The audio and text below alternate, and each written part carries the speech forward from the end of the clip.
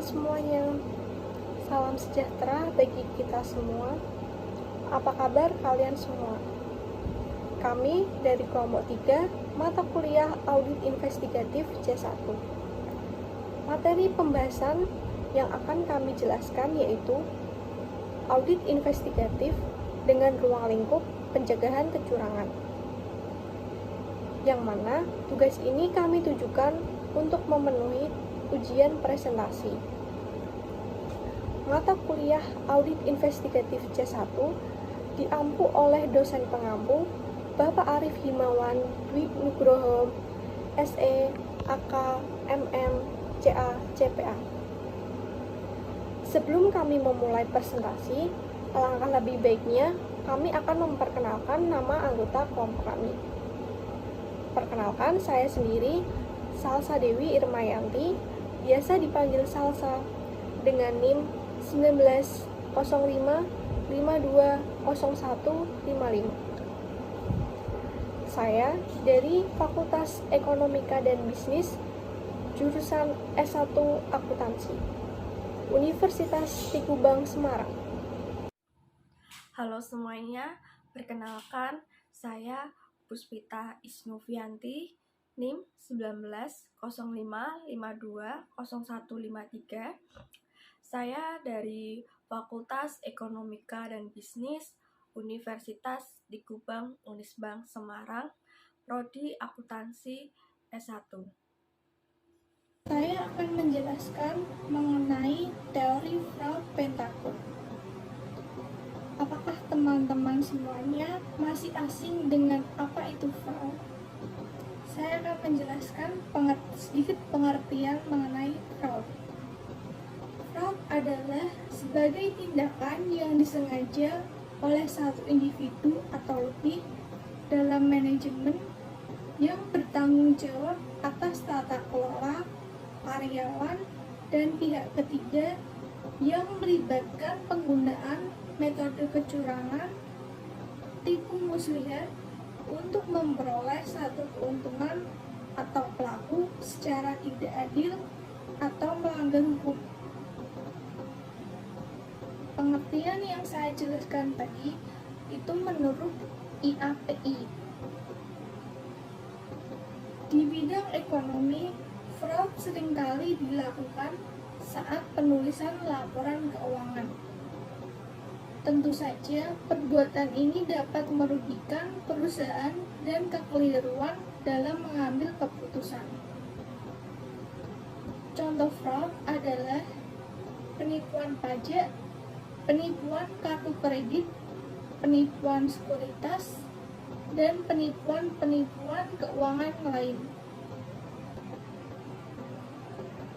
Jenis-jenis fraud sesuai dengan pengertian fraud, berikut adalah jenis-jenis fraud yang biasa terjadi di lingkungan perusahaan berdasarkan bentuknya. 1. Ada korupsi. 2. Ada pencucian dan penggelapan uang. 3. Ada pencurian data. 4. Ada penyimpangan aset. Faktor penyebab fraud secara umum. Beberapa faktor yang seringkali menjadi penyebab fraud adalah sebagai berikut. 1. Tekanan ekonomi. 2. Keinginan individu. 3. Lemahnya kebijakan dan hukum. Bagaimana cara mendeteksi adanya fraud?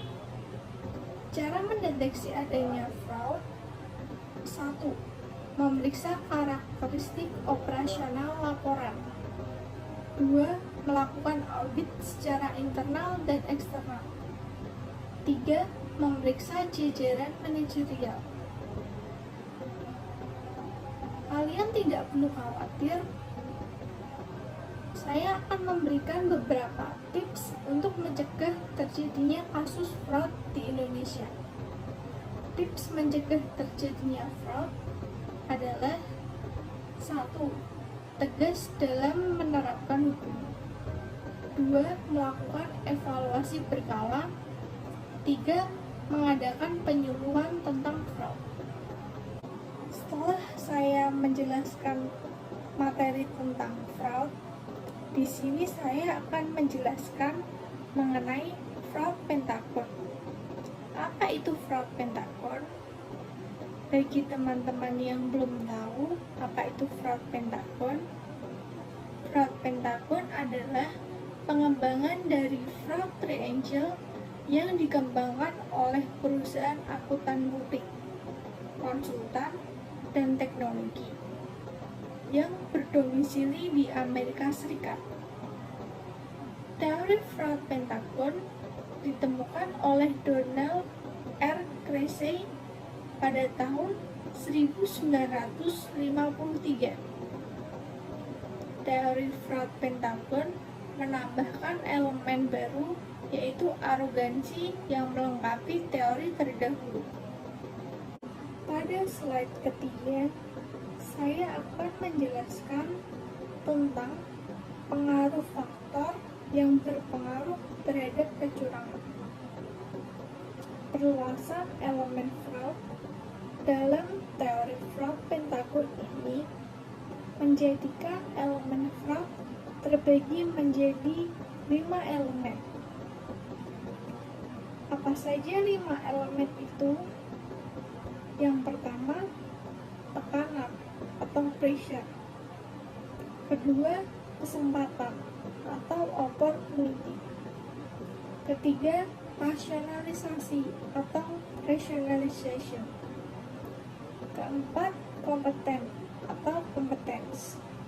Dan yang kelima, terakhir, ada arogansi atau arrogance. Saya akan menjelaskan elemen fraud, yaitu yang pertama, arogansi atau arrogance. Arogansi atau arrogance adalah sikap sombong pada seseorang yang menganggap dirinya sendiri mampu melakukan perbuatan kecurangan. Arogansi muncul karena ada sifat mementingkan diri sendiri yang besar di dalam sebuah perusahaan yang membuat arogansi itu lebih besar.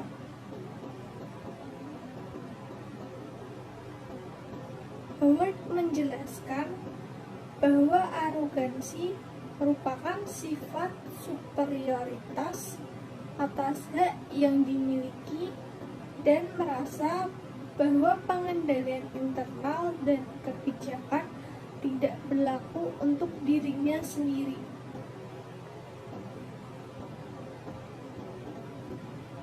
Arogansi diukur dengan banyaknya jumlah foto CEO yang muncul pada laporan tahunan. Seorang CEO cenderung lebih ingin menunjukkan ke publik tentang kekuasaan dan karir yang dimilikinya di dalam sebuah perusahaan. Hal tersebut dilakukan karena mereka tidak ingin kehilangan status atau posisi yang dimiliki dalam lingkup manajemen perusahaan atau merasa tidak dianggap.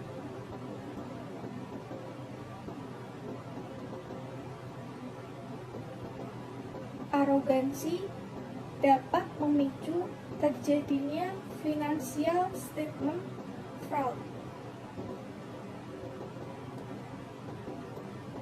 dengan cara menggunakan dan memanfaatkan wewenang yang dimiliki.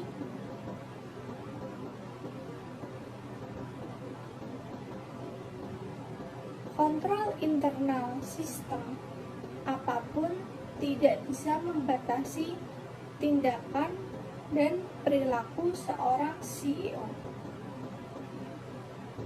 karena kekuasaan yang dimiliki. Penjelasan tersebut didukung oleh penelitian Simon et al. Tahun 2015 dan Tessa dan Harto tahun 2016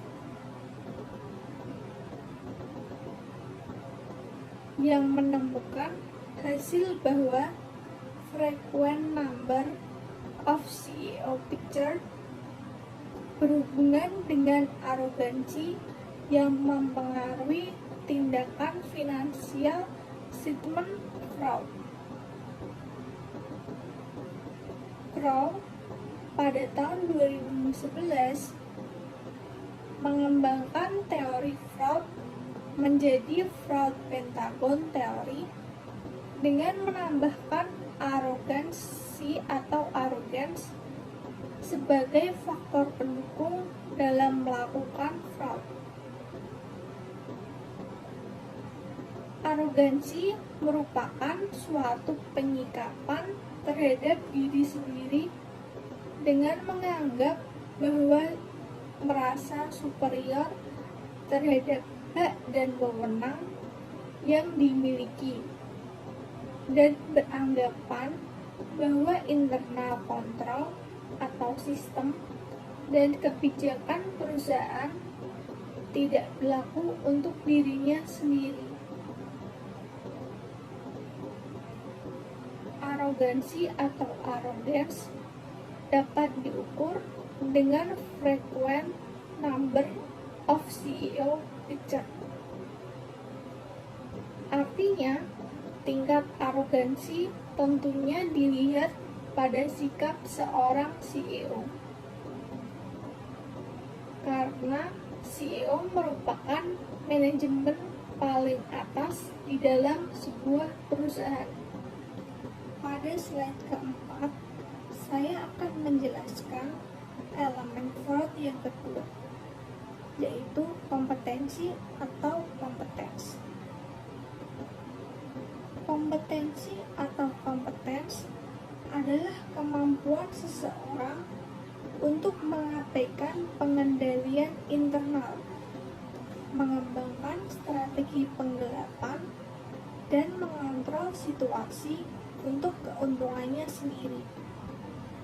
Kompetensi dalam melakukan kecurangan menggambarkan kemampuan yang dimiliki oleh seseorang untuk bertindak curang.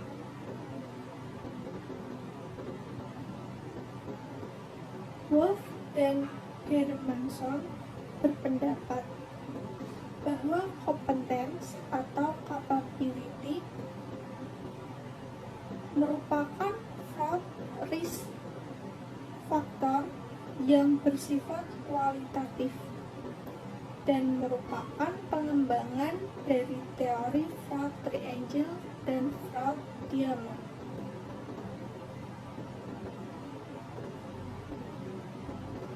Capability adalah kemampuan seseorang dalam suatu perusahaan untuk memberikan kesempatan dalam melakukan fraud atau kecurangan.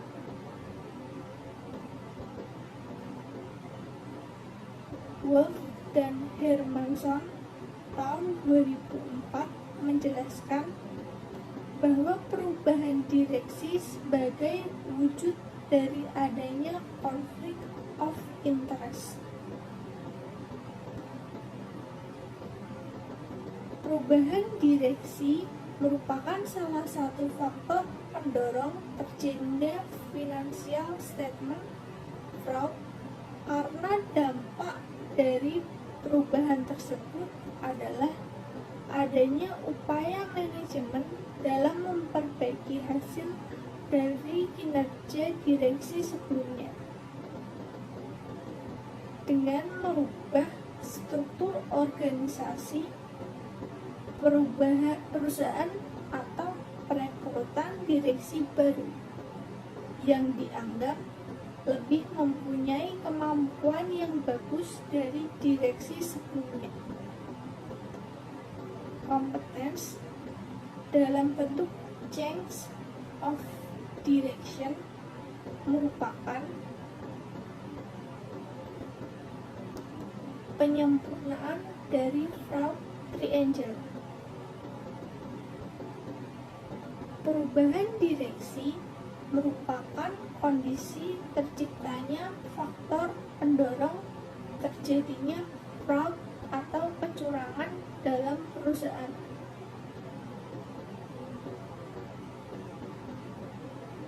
Capability adalah kemampuan seseorang dalam suatu perusahaan untuk memberikan kesempatan dalam melakukan fraud atau kecurangan.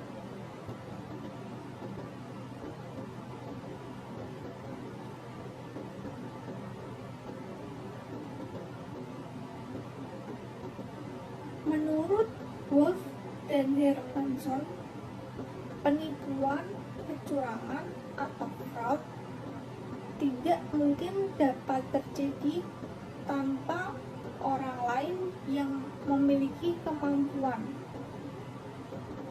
Kemampuan dapat diukur dengan pergantian dewan direksi menggunakan variabel dummy, di mana satu untuk perusahaan yang melakukan pergantian direksi dan 0 untuk perusahaan yang tidak melakukan pergantian direksi. Pada slide kelima, saya akan menjelaskan tentang elemen fraud, yaitu peluang atau opportunity.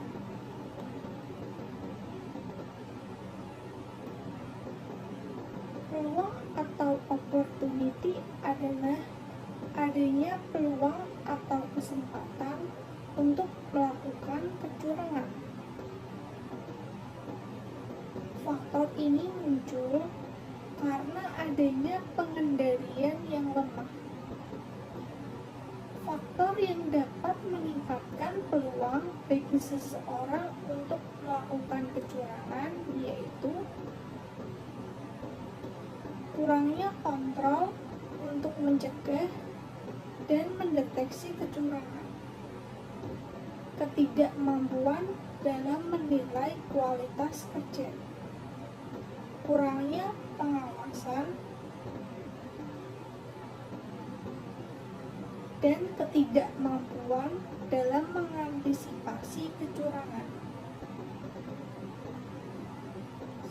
SAS nomor 99 menyebutkan dalam peluang atau kesempatan pada financial statement fraud dapat terjadi pada beberapa kategori yang diantaranya adalah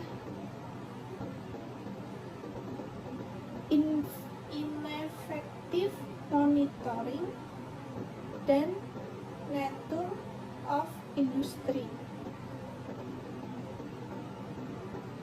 Ineffective monitoring menurut Skousen et al. Tahun 2009 dalam Fidyah dan Yuni tahun 2018 menyatakan ineffective monitoring was caused by weakness internal controlling system of a company, yang artinya kelemahan dari sistem pengendalian internal perusahaan menjadi penyebab terjadinya ketidakefektifan pengawasan.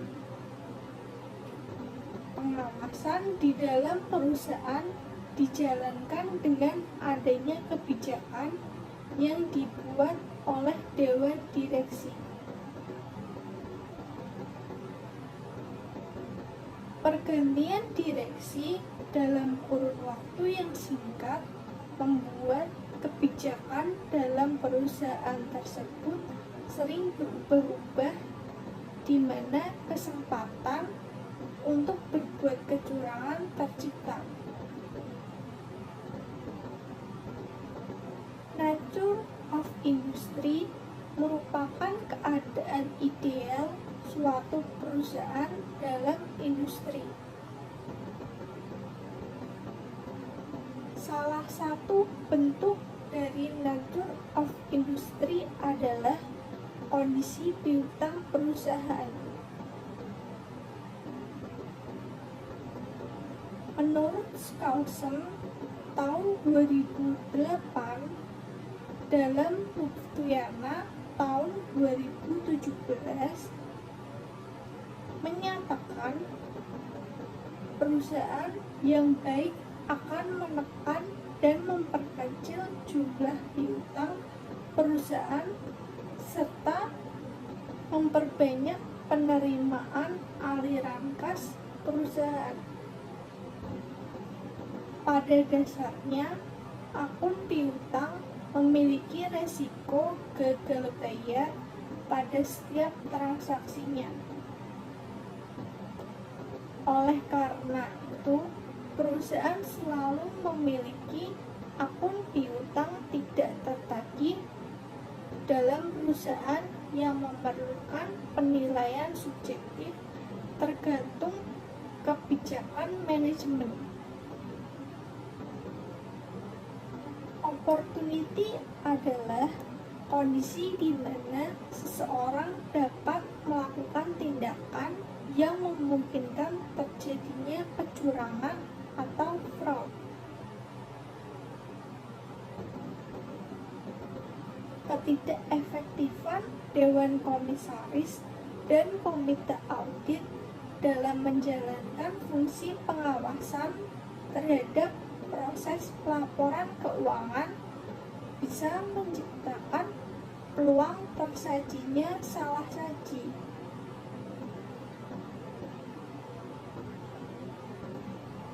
Menurut Karyono, kesempatan juga dapat terjadi karena sanksi lemah. Pada slide ke-6, saya akan menjelaskan mengenai elemen fraud, yaitu rasionalisasi atau rationalization. Rasionalisasi atau rationalization adalah pemikiran untuk membenarkan kecurangan yang akan atau sudah terjadi.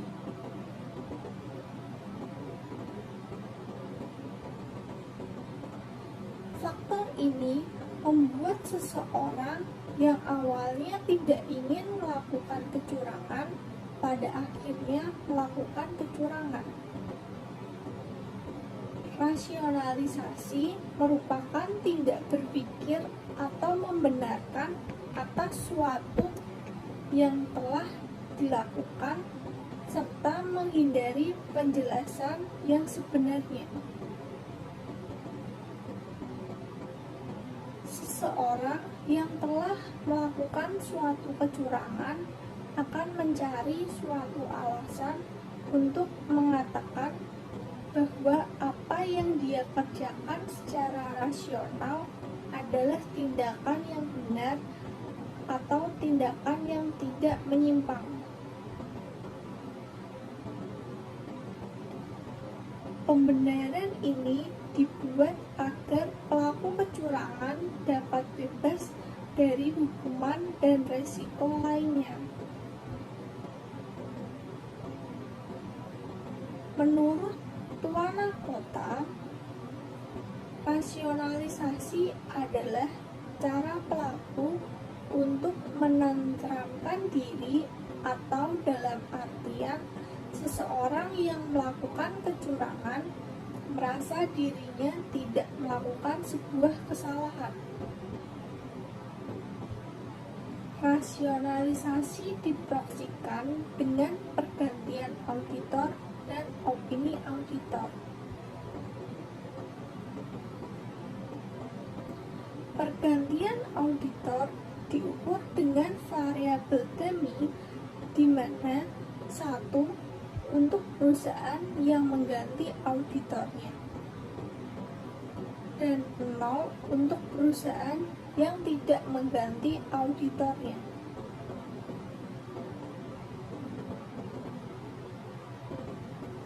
Begitu juga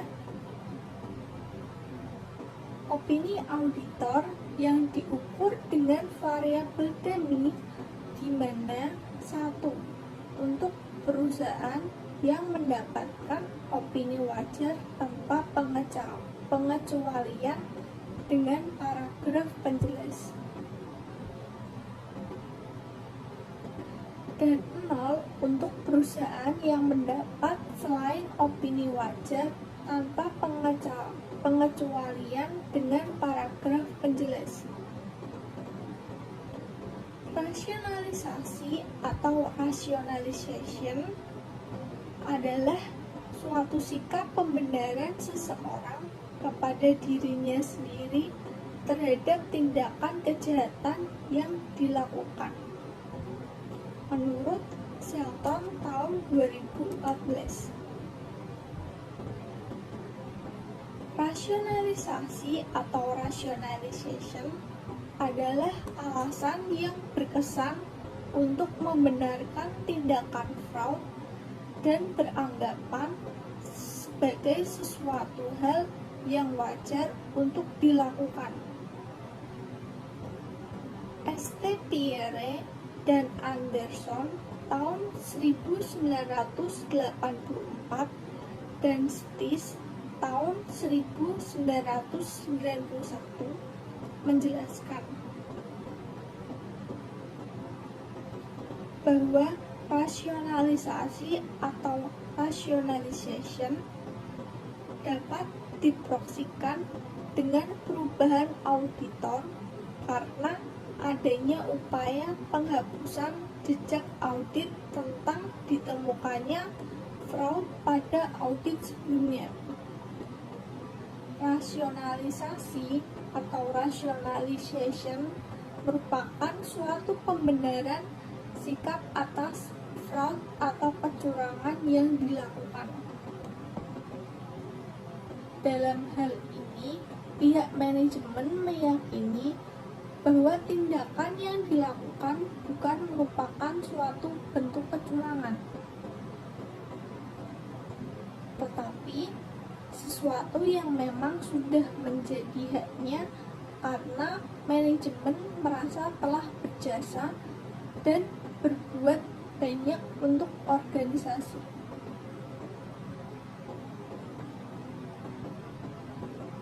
Rasionalisasi atau rationalization memberikan pengaruh positif terhadap terjadinya financial statement fraud. Change in auditor dalam suatu perusahaan merupakan bentuk dari upaya dalam menghilangkan jejak fraud atau fraud trail yang terdeteksi oleh auditor sebelumnya. Pada slide ke-7, saya akan menjelaskan tentang elemen fraud, yaitu tekanan. Tekanan atau pressure adalah situasi di mana seseorang merasakan tekanan untuk melakukan sebuah kecurangan. Faktor ini mendorong seseorang atau intensitas untuk melakukan sebuah kecurangan. Tekanan bermacam-macam bentuknya, yaitu gaya hidup, tuntutan ekonomi, dan lain-lain. Tekanan yang biasa terjadi di dalam suatu perusahaan dapat disebabkan oleh adanya motivasi dalam diri manajemen untuk melakukan sebuah kecurangan. Misalnya, kurangnya penghasilan yang diperoleh, kebutuhan hidup yang cukup besar. Hal tersebut memicu manajemen untuk bertindak atas kepentingan diri sendiri. Menurut SAS nomor 99 dalam Wahyuni dan Gideon tahun 2017, terdapat beberapa jenis kondisi yang umum terjadi pada tekanan sebagai penyebab terjadinya kecurangan. Kondisi tersebut yaitu adanya financial stability dan external pressure. Pengukuran financial stability dan external pressure dalam pendeteksian kecurangan laporan keuangan yang dapat diproyeksikan dengan agents dan leverage. Financial stability adalah kecurangan yang dilakukan oleh pihak manajemen dalam mengatur stabilitas keuangan berkaitan erat dengan pertumbuhan aset perusahaan. Untuk itu, stabilitas keuangan diproyeksikan dengan perubahan total aset atau agents. External pressure merupakan tekanan berlebih yang dirasakan oleh manajemen dalam memenuhi persyaratan atau harapan dari pihak ketiga. Tekanan berlebih ini berhubungan antara leverage yang tinggi dan kemungkinan pelanggaran perjanjian pinjaman lebih tinggi, serta hubungan antara leverage tinggi dan kurangnya kemampuan untuk memperoleh tambahan pendanaan melalui pinjaman. Karena itu, external pressure diproyeksikan dengan hutang atau LTV. Financial stability merupakan suatu kondisi yang menggambarkan stabilitas keuangan perusahaan dalam posisi stabil. Menurut SAS nomor 99, keuangan perusahaan dapat dikatakan stabil dengan mengukur pertumbuhan keuangannya melalui penjualan perusahaan, nilai laba perusahaan per tahun, dan pertumbuhan aset perusahaan.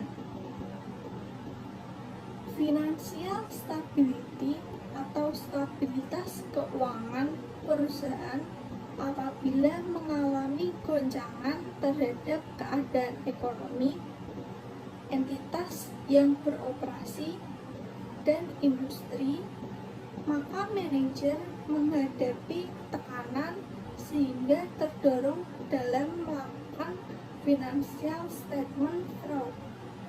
Menurut Skousen 2009,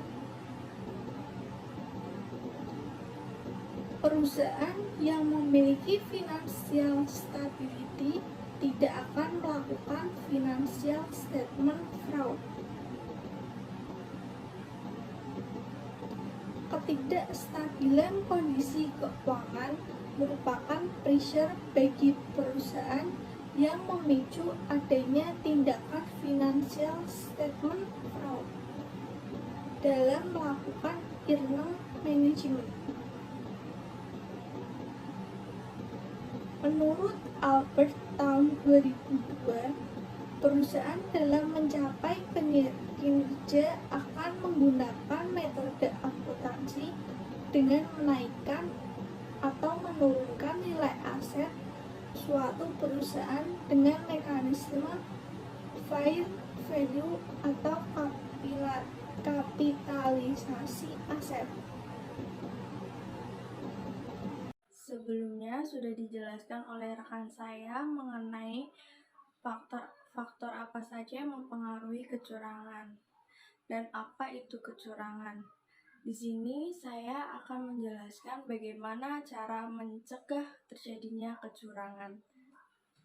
Pencegahan kecurangan pada umumnya adalah aktivitas yang dilaksanakan manajemen dalam hal menetapkan kebijakan, sistem, dan prosedur yang membantu meyakinkan bahwa tindakan yang diperlukan sudah dilakukan Dewan Komisaris, manajemen, dan personil lainnya.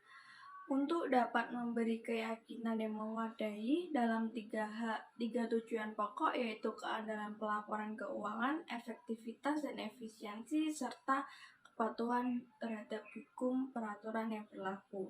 Faktor yang pertama untuk mencegah terjadinya kecurangan yaitu ada membangun struktur pengendalian yang baik. Sistem pengendalian internal menurut IAPI sebagai suatu proses yang dijalankan oleh Dewan Komisaris, manajemen, dan entitas lain yang didesain untuk memberikan keyakinan memadai tentang pencapaian dalam keandalan pelaporan keuangan.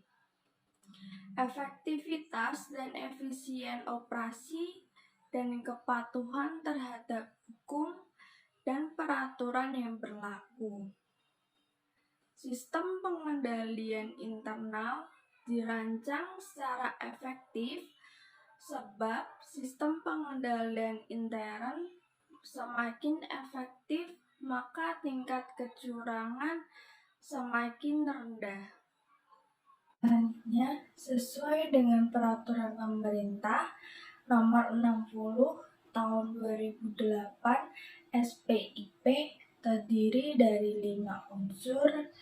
Yang pertama ada lingkungan pengendalian. Lingkungan pengendalian mencakup beberapa. Yang pertama yaitu integritas dan nilai etika. Kedua, komitmen terhadap kompetensi.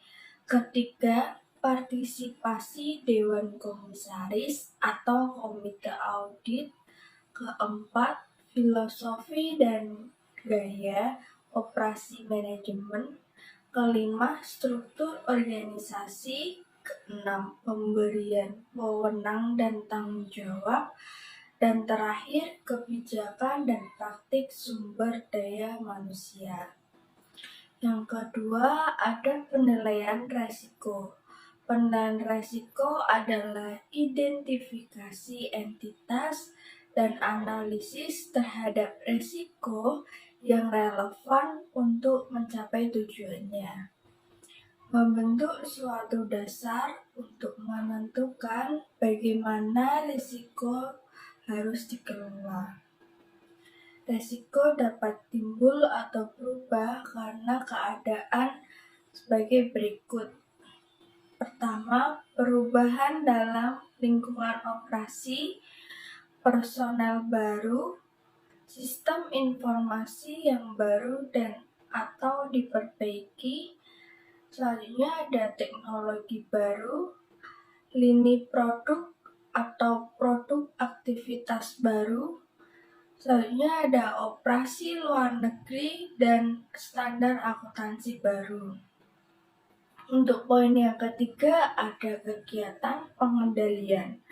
Kegiatan pengendalian adalah kebijakan dari prosedur yang membantu menjamin bahwa arahan manajemen dilaksanakan. Kebijakan dan prosedur yang dimaksud berkaitan dengan penelaahan terhadap kinerja, pengelolaan informasi, pengendalian fisik, dan pemisahan tugas.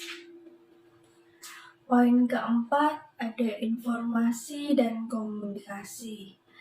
Informasi dan komunikasi adalah pengidentifikasian, penangkapan, dan pertukaran informasi dalam suatu bentuk dari waktu yang memungkinkan orang melaksanakan tanggung jawab mereka. Sistem informasi mencakup sistem akuntansi, terdiri dari metode dan pencatatan yang dibangun untuk mencatat, mengolah, meringkas, dan melaporkan transaksi entitas dan untuk memelihara akuntabilitas bagi aktiva, utang, dan ekuitas. Komunikasi mencakup penyediaan suatu pemahaman tentang peran dan tanggung jawab individual berkaitan dengan pengendalian intern dan pelaporan keuangan. Dan poin yang terakhir yaitu pemantauan atau monitoring. Pemantauan sendiri adalah proses penentuan mutu kinerja pengendalian intern sepanjang waktu. Pemantauan mencakup penentuan desain dan operasi pengendalian yang tepat waktu dan pengambilan tindakan koreksi. Faktor yang kedua adalah moralitas. Moralitas ialah sikap baik maupun tidak baiknya seorang individu. Moralitas muncul saat seseorang melaksanakan suatu tindakan kebaikan berdasarkan kewajiban dan tanggung jawab, tanpa bertujuan untuk memperoleh keuntungan. Sehingga moralitas mampu mencegah kecurangan. Moralitas mencerminkan sikap dari diri sendiri. Moralitas dikatakan baik apabila individu mengetahui kewajiban dan tanggung jawab, bukan pemahaman mengusahakan keuntungan. Moralitas yang tinggi meningkatkan kejujuran sehingga dapat melakukan pencegahan kecurangan sejak awal. Perilaku individu lebih dipengaruhi oleh tingkat penalaran moral. Penalaran moral seseorang semakin tinggi, maka memungkinkan untuk seseorang melakukan sesuatu hal yang benar dan baik untuk mencegah tindakan kecurangan. Faktor yang ketiga yaitu meningkatkan kultur organisasi. Dapat dilakukan dengan mengimplementasi prinsip-prinsip Good Corporate Governance atau GCG yang saling berkaitan satu sama lain agar dapat mendorong kinerja sumber-sumber perusahaan bekerja secara efisien, menghasilkan nilai ekonomi jangka panjang yang berkesinambungan bagi para pemegang saham maupun masyarakat sekitar secara keseluruhan. Prinsip-prinsip dasar tersebut adalah yang pertama ada keadilan atau fairness. Keadilan itu sendiri yaitu melindungi kepentingan pemegang saham, minoritas, dan stakeholders lainnya dari rekayasa transaksi yang bertentangan dengan peraturan-peraturan yang berlaku. Yang kedua yaitu transparansi keterbukaan atau disclosure bagi stakeholder yang terkait untuk melihat dan memahami suatu proses pengambilan keputusan atau pengelolaan suatu perusahaan. Dalam hal ini terkait pula kewajiban perusahaan untuk mengungkapkan informasi material kepada pemegang saham atau publik dan pemerintah secara benar, akurat, teratur, dan tepat waktu. Yang ketiga, ada akuntabilitas atau accountability, yaitu menciptakan sistem pengawasan yang efektif didasarkan atas distribusi dan kesinambungan kekuasaan agar anggota direksi, komisaris, dan pemegang saham dan pengawas di sini menyakup pula proses pertanggungjawaban para pengurus perusahaan atas keputusan-keputusan yang dibuat dan kinerja yang dicapai. Keempat, yaitu tanggung jawab atau responsibility. Perusahaan memiliki tanggung jawab untuk mematuhi hukum dan ketentuan atau peraturan yang berlaku, termasuk tanggap terhadap lingkungan di mana perusahaan berada.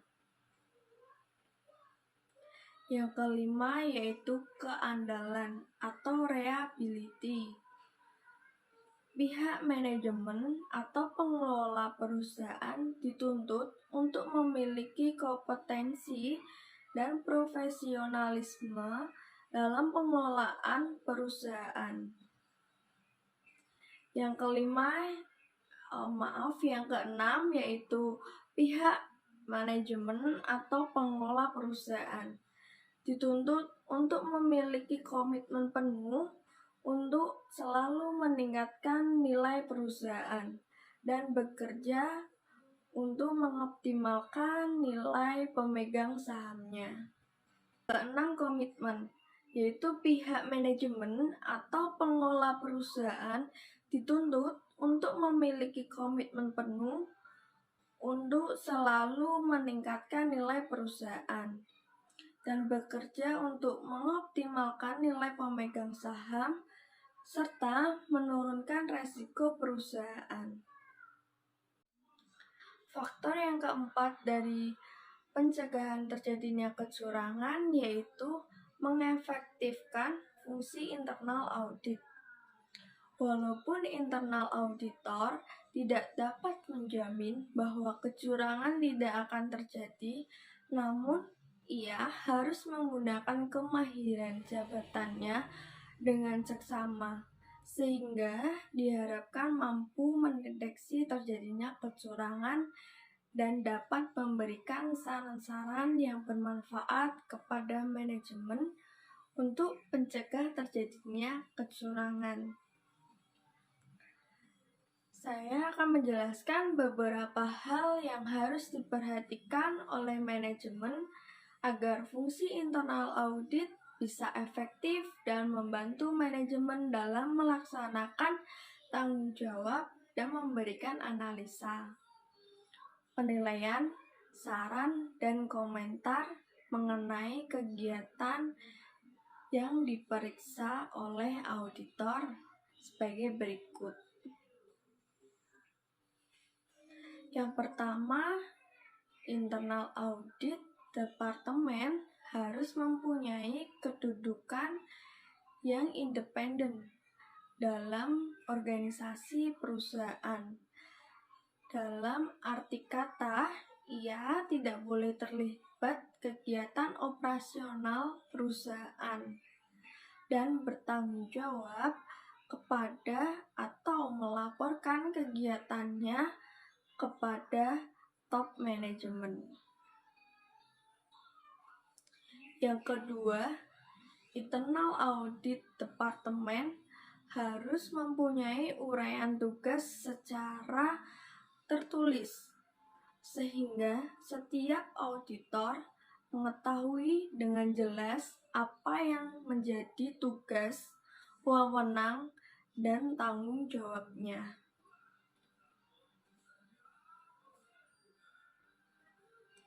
Yang ketiga, harus ada dukungan yang kuat dari top manajemen kepada internal audit departemen.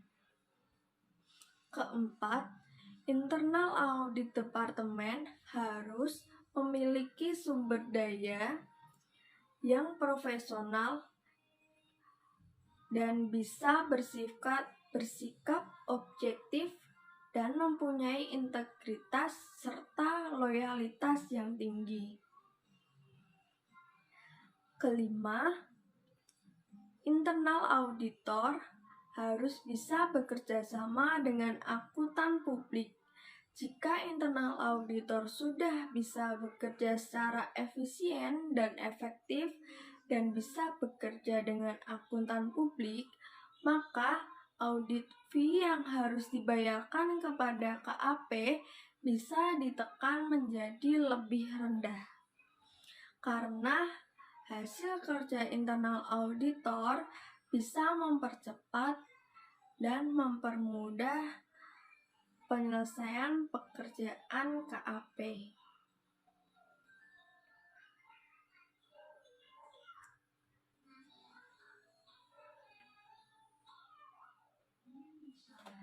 Yang keenam, yaitu menciptakan struktur pengajian yang wajar dan pantas. Yang ketujuh, ada mengadakan rotasi dan kewajiban bagi pegawai untuk mengambil hak cuti. Kedelapan, yaitu memberikan sanksi yang tegas kepada yang melakukan kecurangan dan memberikan penghargaan kepada mereka yang berprestasi. Kesembilan, membuat program bantuan kepada pegawai yang mendapatkan kesulitan baik dalam hal keuangan maupun non-keuangan. Untuk yang terakhir, ada penetapan kebijakan perusahaan terhadap pemberian dari luar yang harus diinformasikan dan dijelaskan kepada orang-orang yang dianggap perlu, agar jelas mana yang hadiah dan mana yang berupa sogokan dan mana yang resmi. Faktor yang mencegah terjadinya kecurangan, di sini saya akan memberikan kesimpulan, yaitu jika struktur internal kontrol sudah ditempatkan dan berjalan dengan baik, peluang adanya kecurangan yang tak terdeteksi akan banyak berkurang.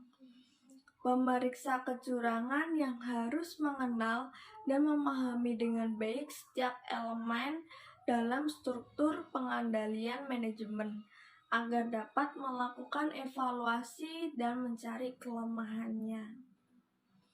Sekian dari saya untuk menjelaskan faktor-faktor untuk mencegah terjadinya kecurangan. Terima kasih.